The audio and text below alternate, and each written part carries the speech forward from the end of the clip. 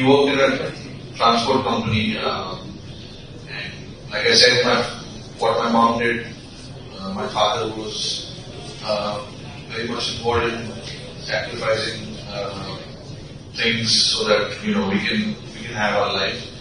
But my father always since day one has been a fan of Test cricket.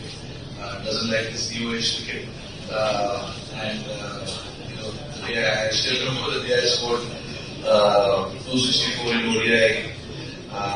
He was like, okay, well played, but there was no such excitement from him.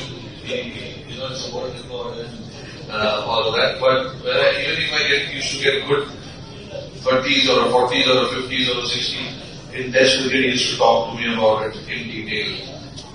So that's the kind of love he had for the game, and he's obviously seen, how you go up the ranks. You play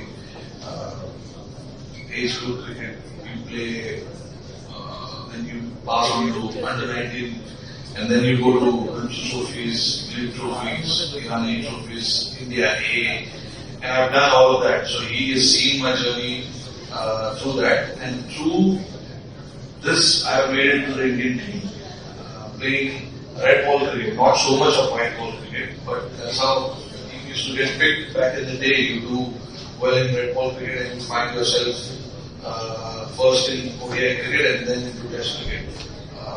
Now it's a different story, but back in the day it was like that. So my father has seen me playing a lot of cricket with red ball, obviously. So he appreciates red ball cricket a lot, and then obviously was a little disappointed when I announced the retirement, but was happy as well at the same time. But that's my father, and has obviously played a huge role in wherever I am today.